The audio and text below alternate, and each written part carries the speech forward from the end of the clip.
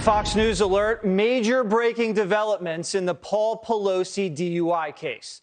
Just hours before tomorrow's hearing, Primetime has received a series of significant leaks from Napa County officials that paint an entirely different picture than what we've been told happened that night. And we were right. There were a series of injuries involved, serious ones. Both cars were totaled. There were drugs involved, not just alcohol. And Paul did hand cop something that wasn't his driver's license. And just today, on the eve of the hearing, the judge has been replaced in a blatantly corrupt move. Wait until you hear about this new judge. Let's go through this step by step. Remember, they refused to hand over the mugshot and the body cam footage? Well, we know why. Court documents now show Papa Paulie P was absolutely plastered. And that, quote, his eyes appeared red and watery, he was unsteady on his feet, his speech was slurred, and he had a strong odor of alcoholic beverage emanating from his breath. But it wasn't just a little Chardonnay Paulie was sipping on that night. The report goes on to say that Pelosi was under the influence of an alcoholic beverage and a drug. And he failed several field sobriety tests, miserably. This report has shed some light onto the injuries of the victim as well. These injuries were much more severe than we were told. Originally, they said there were no injuries. And then it was, oh, no, these injuries aren't that serious.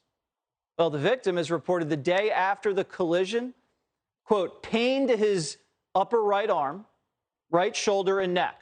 It was also difficult to lift things with his right arm, and he was suffering from headaches and from fatigue, and is being treated by a physician.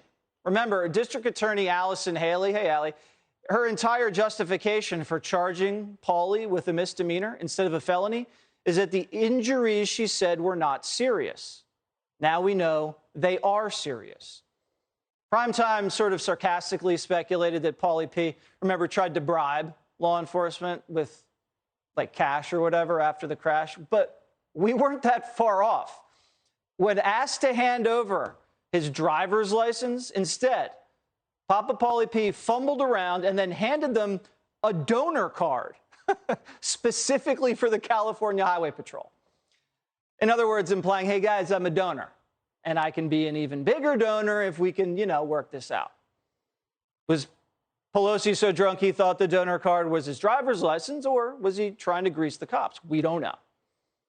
And just so you know, this California Highway Fund accepts donations in stocks. Seriously. Which is a coincidence because Paul has a few shares he's trying to unload. The timing's actually perfect for tax purposes, of course. Now, this is the type of information we'd expect to learn in the defendant's court hearing. But you will not hear any of this tomorrow. Why? They have banned all cameras from the courtroom. And they've prohibited recordings of the live feed that goes out. But that's just where the cover-up begins. Are you ready? Because what also happened today, the night before the hearing, the presiding judge has mysteriously stepped down. And a new judge has been quickly installed. So, who's this new judge? You're not going to believe this. Her name is Monique Langhorne, and she's a registered Democrat whose previous job, are you ready? She used to work for the Napa County DA's office. Does Judge Langhorne have any experience in criminal cases? No. This would be her first. And it gets better. Guess who donated to this judge's campaign?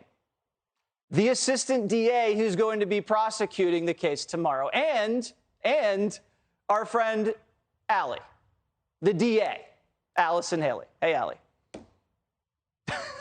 What? She's very well connected. She was appointed to a special advisory board by Gavin Newsom, too. So, I mean, this is totally deck stacking, if I've ever seen it.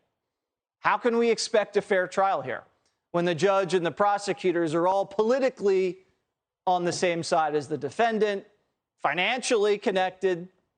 There's a family connection we've told you about, too. Can you say rigged?